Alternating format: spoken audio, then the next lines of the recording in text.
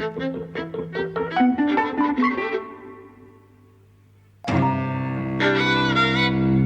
and welcome to Eavesdropping at the Movies. I'm Mike. And I'm Jose. We saw The Snowman, which is Norwegian crime. I was looking forward to this from the trailer. I was a bit apprehensive because some of the reviews, I tried not to read them, but you kind of encounter the headline, and they were so negative that I was a bit apprehensive about it. I don't encounter the headline. Well, because it's a policy of mine to not read anything ever. Well, you no, don't. Obviously I didn't see any of that, but from the trailer I was really looking forward to it. All of that kind of there is this sort of genre of Scandinavian crime, yes, which has been going on for a little while now. Was it Borgen? There were a couple of BBC Two shows, I think. But actually, the Joe Nesbo, on whose novel this is based, is arguably in crime fiction the best exponent of that, the most famous one, really, right. I would say. So yes, very much part of that whole Scandinoir. Scandinoir. Yeah, that's what it's called, I think. Right. It's not quite a genre because actually it encompasses television and film and Oh yeah. Novels. So, but it's a sort of a subgenre, really, isn't it? Film. It's more like a field because it does encompass different media, yeah, but in which kind of a number of things cohere around it, yeah. So across media. Yeah. Well, I mean that's But like noir, right? You see it in comic books, you see it in novels, and but that's a genre, isn't it? Noir, and it's explored in many different media, but it all fits in the same, That's why you can have adaptations of things. I think this is a better term for what I'm getting at, but it's not necessarily important to this podcast. No, it's not. But you're right. So yeah, it's a genre. Okay, Mike says it's a genre. So the important thing is that it's part of a series of work that seem to mine very similar territory. Yeah, and from the sounds of it, this the Harry Hole character, which is not a great name, I don't think. I like it. But it does seem to be one of those characters with a series behind it. So this may be the first of the Harry Hole world. Who knows? I don't think, to me, that's the most important thing. I actually think the film is not going to be successful enough, to bring out a series anyway. No. Really. So there might end up being a series on television. I think it's a pity, really, that the film isn't as instantly pleasurable as you would kind of expect it to be, really, as would lead to a successful series. Because there's things that are just out of this world good about it. I think I was kind of gleeful, watching the whole beginning. I couldn't believe I was seeing that, really. It's funny actually because I think I did not come out the film with negative opinions about it at all. But I do think obviously I went in with very high expectations or not expectations but anticipation, and you didn't. And I think we may have come out slightly flipped, where I think you liked it probably a little bit more than I did. Which is just to say that I didn't love it. Well, I liked it an awful lot, and I think it's incredibly beautiful, and I like its attention to detail and things like this. I like the way it everyone has an interesting face in it. Yes, it's interesting to look at. The thing is, I think as a thriller, to me it didn't quite work. No, but as a piece of direction, I mean, there were some things in it that were just sublime. Yes, like I love the way that Thomas Anderson breaks up the frame, right? So that you have frames within frames within frames. So often kind of you're seeing characters through two distinct windows. The camera's always placed outside. He creates this enormous kind of depth of field by having action in the foreground and then by having something in the middle and something in the back. And it's all kind of angular. Every frame of this film is interesting to look at. The use of space is extraordinary. Well, you're constantly watching every part of the frame. It's got a real cachet feel to it at some points where you're really paying attention to every section you're trying to watch all the time. It's not like there's a hive of action going on, which you're having to take in, but it's that everything is so neatly composed and deliberately so. Everything is meaningful, right? So there are bits where you know that if a character is framed from the outside, right, it means something. You know that if there's a slight alteration in focus, you know, it means something, right? Kind of your attention is very kind of subtly moved from one place to another.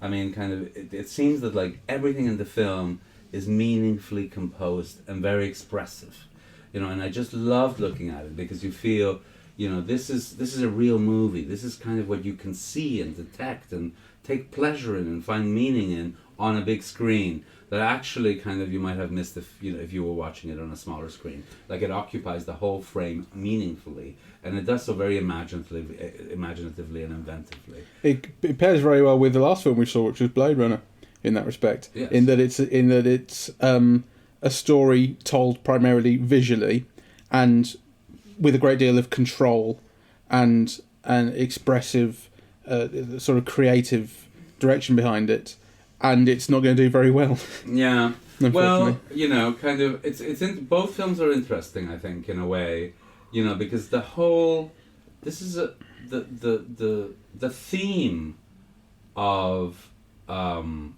this film is about all of these men who judge women, find them wanting, and set out to punish them, right? That's almost like a subgenre, really, you know? And of course, you know, the Blade Runner was accused of being a really sexist film, and you know, and this, which again, like Blade Runner, it tries to distance itself from, right?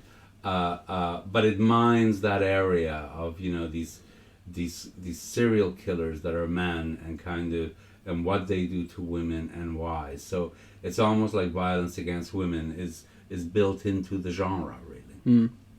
And it's always seen, very interestingly, as something that is stunted, right? So it's psychologized. So something happens to this man that makes him into, you know, this odd serial killer, right? And of course, what we find through, like, you know, all the Me Too meme and the Harvey Weinstein revelations and so on, that obviously on a different level, kind of this is absolutely widespread in the culture. So in a way, the way that these films deal with it are kind of arguably more interesting than ever, really, except, you know, that it's such a set trope that it, you know, it could be accused of only looking at it in a particular way. Yeah, I mean, it is a film, it is a kind of almost like a last girl film in a way. So, you know, woman after woman after woman after woman after woman gets killed, and then, you know, the last one ends up... The final girl. Yeah. The one survives. Yeah, I suppose so. Obviously, that's a horror trope, and this is not a horror film. No, and this is not... Yeah, and this is not the kind of... but that's interesting. Well, I mean, we're saying it's not a horror film, but actually, this kind of noir is built on a kind of horror. Yes. You know?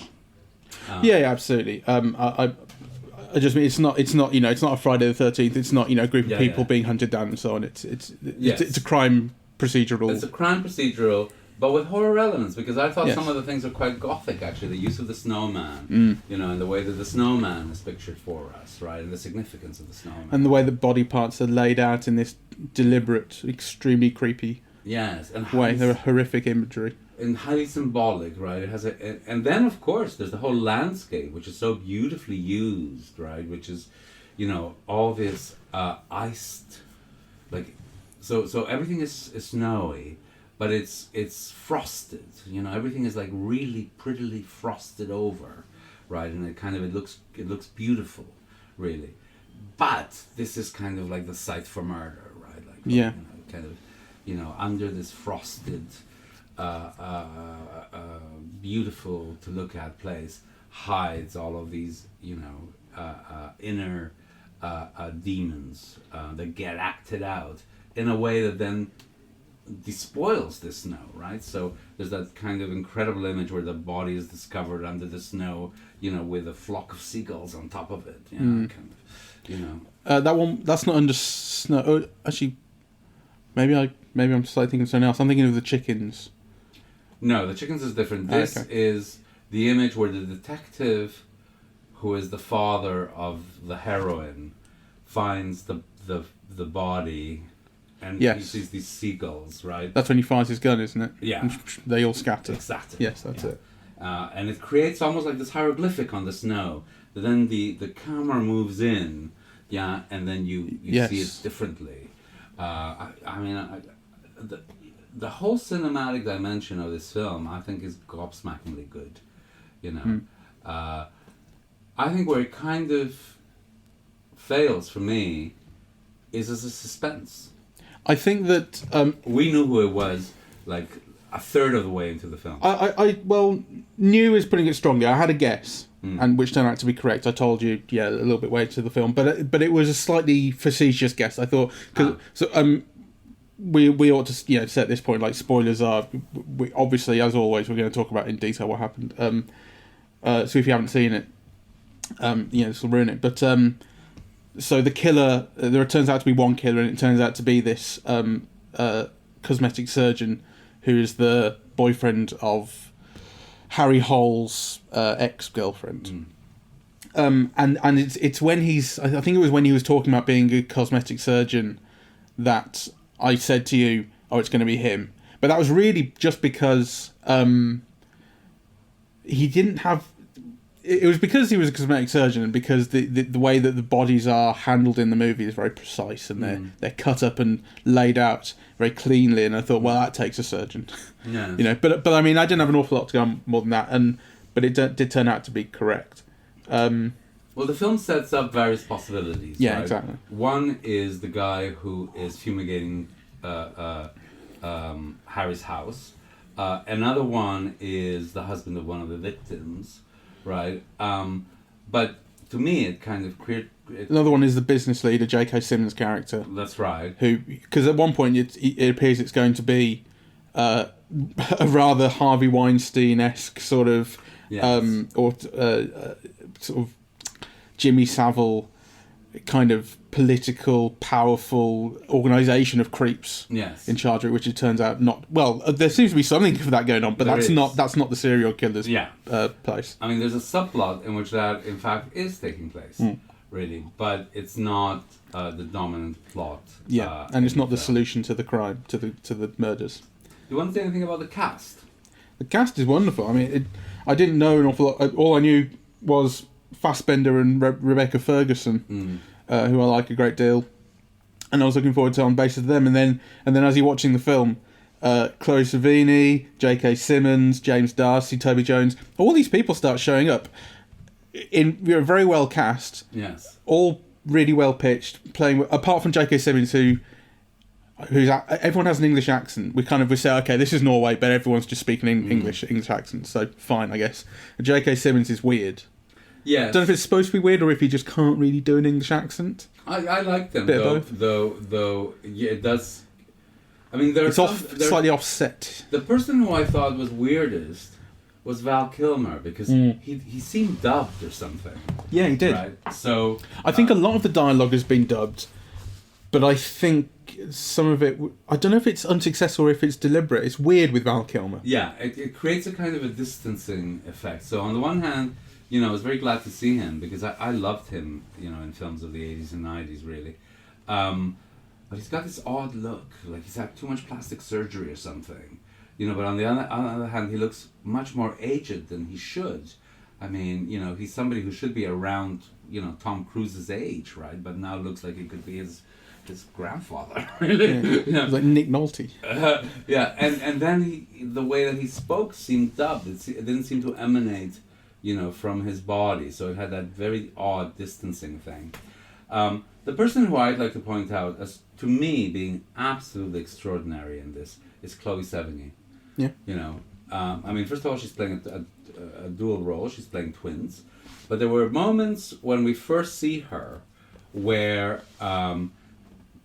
Harry comes and asks her a series of questions, and you could tell all she's feeling and how she's evading answering, all without dialogue. Like she's saying everything with her eyes, and it was that wordless acting, that was, on the one hand was conveying politeness, and on the other hand, was conveying to the audience something else that I thought was just absolutely fantastic. That was true, actually. And you're right, you can tell at the time that, and obviously Rebecca Ferguson's character has the instinct that she knows she's hiding something. She knows everyone's hiding something, but you're absolutely right. It would be interesting, actually, again, rather like Blade Runner, because it's a procedural, to go back knowing what we know now and watch it again, knowing what their characters are thinking.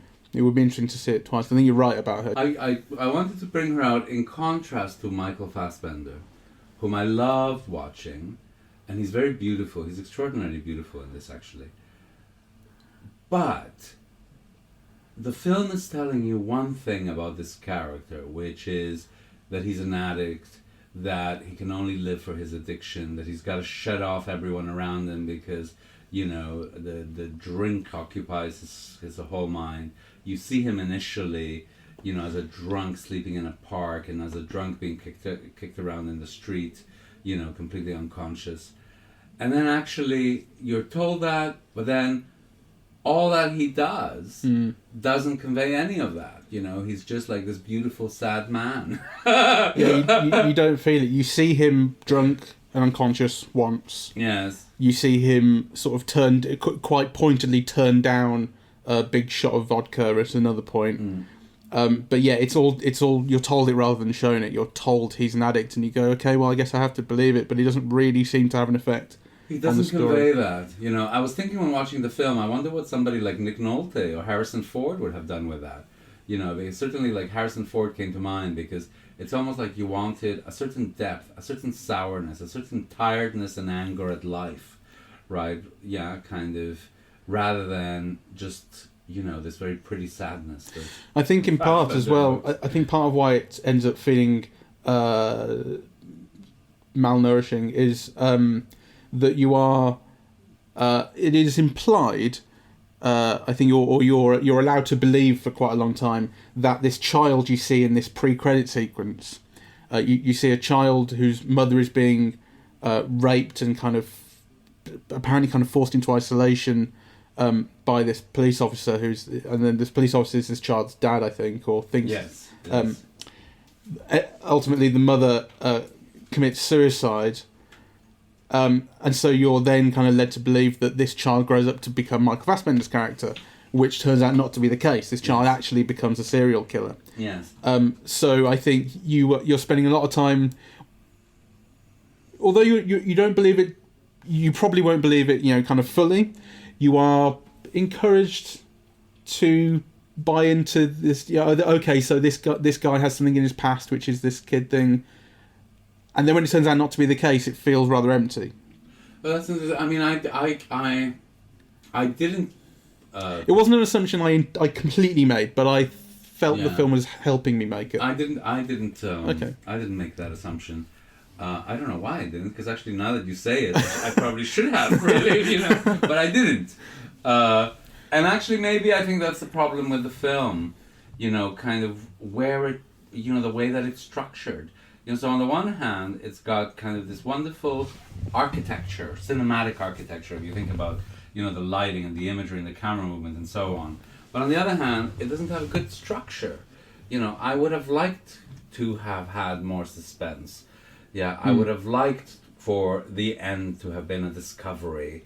You know, and I did respond. I mean, you know, there were moments. Oh, you were gasping. I was gasping. This is something I was going to say. Individual scenes are brilliantly constructed. Yes. Individual scenes that are designed to have suspense really do. Yes. There's a great deal of tension in, you know, and it's this kind of person alone in a house.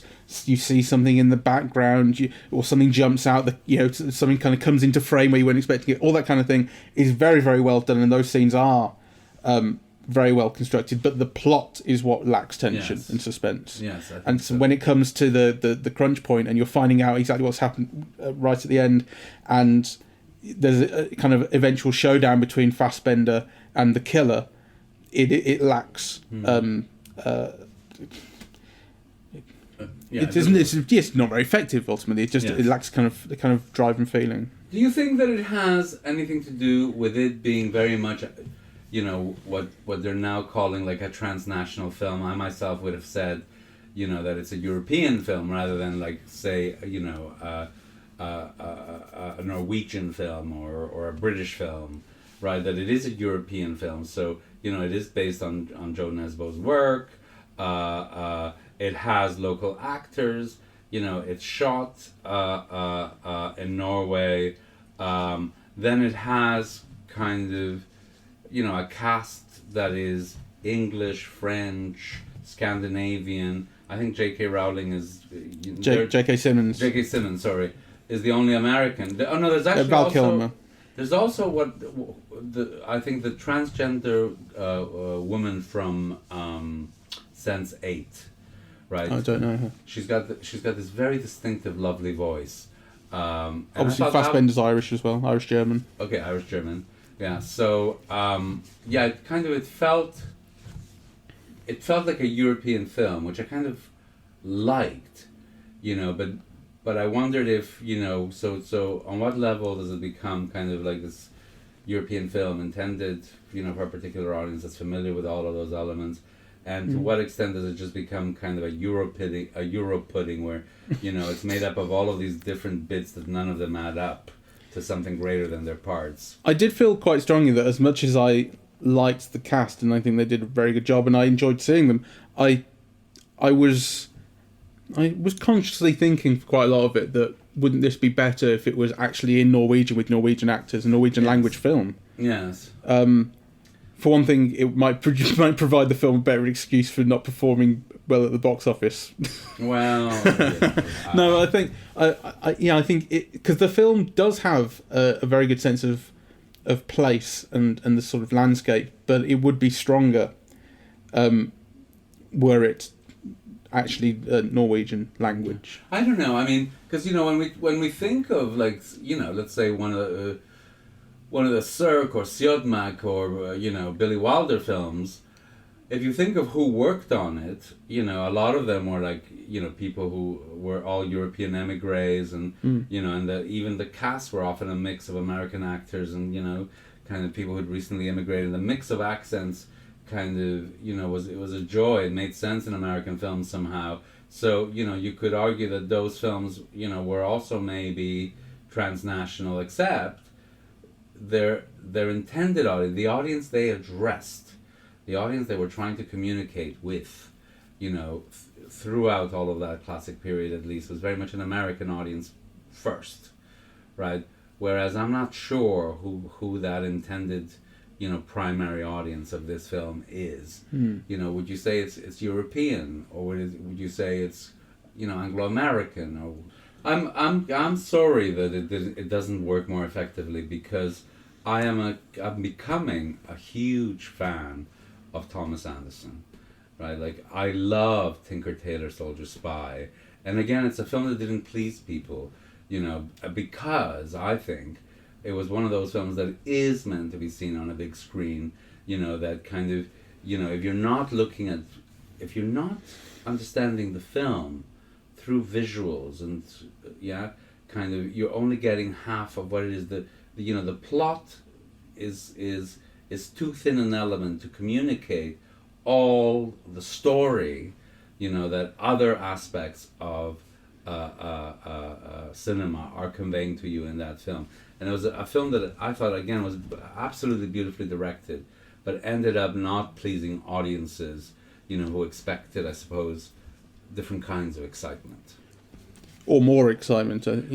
Well, what I mean, I use the word. I must watch that film again, because I didn't have a good time when I first saw it. Yeah, I mean, I use the word different kinds of excitement because, to me, like when I saw that Zoom kind of, where you initially think that Fassbender is lying in at home and there's just snow in the background, and then it pulls back, and you see kids playing hockey, and then it pulls back, and you see that it's a shed, and then you pull back, and so you're seeing all these different shades of action where every kind of little pullback changes your entire perception of the scene. I just thought it was, you saw me, I was like swooning in the cinema. I thought, this is absolutely what a fantastic shot, right? So if those things are not meaningful to you, there's no excitement, but if they are, that was just, I thought, fantastic. Yeah. No, you're absolutely right. That, I don't have much to add to that.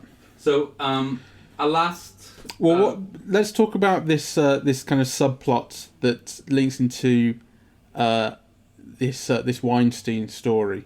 Weinstein-esque. Weinstein-esque. Well, I mean, actually, it links. It's what I mean is it's it couldn't be more timely. Yes. This subplot. So there's this subplot which is about J.K. Simmons, who's a business leader and a kind of champion of Oslo, and they're trying to bring some sort of Winter Games type thing to Oslo and win a bid. And so there's a whole thing about how he's hugely respected, a big deal, but he is kind of using women, evaluating them. That he ends up kind of behind the scenes at this party.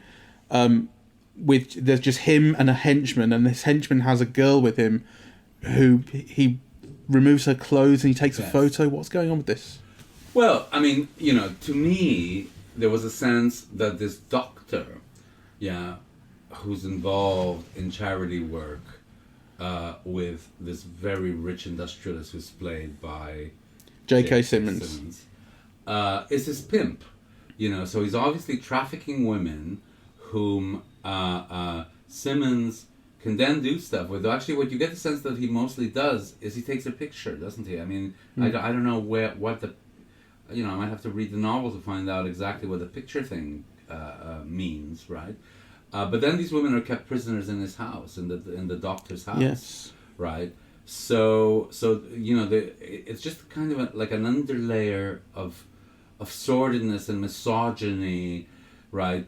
And I think it's again important to differentiate what we see in the film from the film's point of view on what we see, because actually the film is condemning it in a way. Well, not in a way, very clearly, right? Fassbender's whole last monologue with the killer is to turn the tables. It's not about women, it's about men, right? It's your father who didn't want you, he says. Yeah. But all that we see, and again, the connection is not only with Weinstein, but actually the Me Too meme, right, where it seems like every woman has been molested or raped or assaulted or had some experience of. Yeah, and this is the case in this film as well. Every woman that we see kind of gets brutalized in some way by men. Right. So actually it is a very timely film in the sense that both of those films kind of are operating. So on the one hand, men are protected from their actions by power and wealth and status and sometimes just physical strength, as we see in the beginning, really. And when Fassbender restrains Rebecca Ferguson as well by just lying on top of her until she stops moving. Yes. So every woman in this film is a victim of male brutality in some form. And then, the richer men amongst them kind of get protected from their actions by their wealth and status and position. So, it's kind of... Again, actually thinking about this is something that could be stronger in the film, which is the way that then kind of feeds into the main plot is insubstantial, I think, and it leaves questions which I'm not sure the film really answers, such as, for instance, the birth doctor that the guys who does research into premature birth, who has the house in which people appear to be being kept prisoner. He ends up getting his head blown off and made to look like suicide. But he's kind of he's in this with J.K. Simmons, but then he's sacrificed when the police get too close. But it leaves something to be answered. Who exactly did this, and was it the surgeon, or exactly how what is the structure of this organisation? How much do they know about each other? This sort of thing. Well, that's the fault of the film. Yes, absolutely. Because actually we should know all of that. Whereas actually what I feel is that in order to find answers to those questions, we'll have to go and read Joe Nesbo's book. Yeah. And that's the film's biggest fault. Yeah, it's too elliptical. Yeah. It's. I mean, who knows? I haven't read the novel. Who knows how much detail there is in it? But if it is well explained in the novel, it's been cut out too much to make it into a film.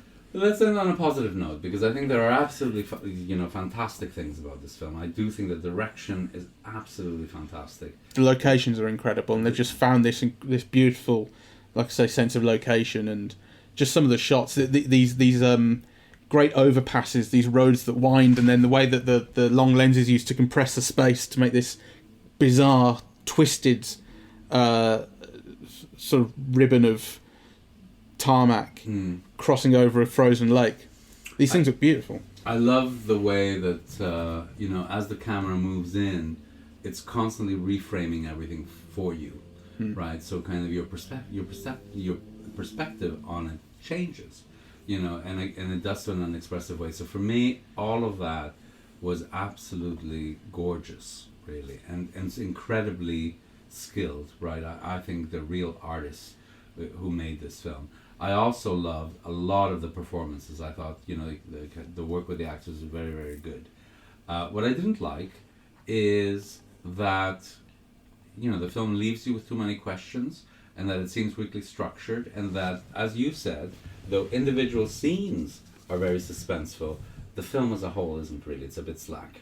Yeah, unfortunately. The connective tissue is not sort of strong enough, and when it comes to ratcheting up the pace towards the end, the film's ending with this scene where your main character's family, his ex-girlfriend and his son, who's not really his son, but he enjoys trying to be a father to in a way, they end up bound and gagged and being threatened with murder, and he's trying to negotiate the situation with the killer right there, and the killer has essentially a knife to the woman's neck. Well, it's not a knife; it's a sort of noose thing.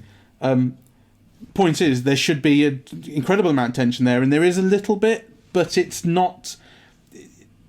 I don't know. It's done in the most basic way possible. So yes. Actually, all of the tension is created through parallel editing, right? This is happening to the people that Harry loves, and we see the process of Harry finding out, and the question is, will he find out in time? Will he get to them in time? Etc. And that's just not good enough. There should have been kind of better ways of building that suspense than just something that Griffith came up with 100 years ago, and that is that old. I mean, it's a bit effective. It's not incompetent, but it's not creative enough. Yeah, exactly. That's a better way of putting it. It seemed too basic, really. Yeah. So, shall we end here? Yeah, I guess. I did like it. No, I liked it very much. I mean, I was having a good time while I was watching it, but it's just once you come out of the cinema and you start thinking about it, you go, oh, well, there is too much left out in a way. Yes, I thought it could. The disappointment is that it could have been great. Yes. Yeah. There's material there. There's a version of this film which is a great crime film. Yeah. Yeah. Okay, let's leave it here. Oh, how unfortunate.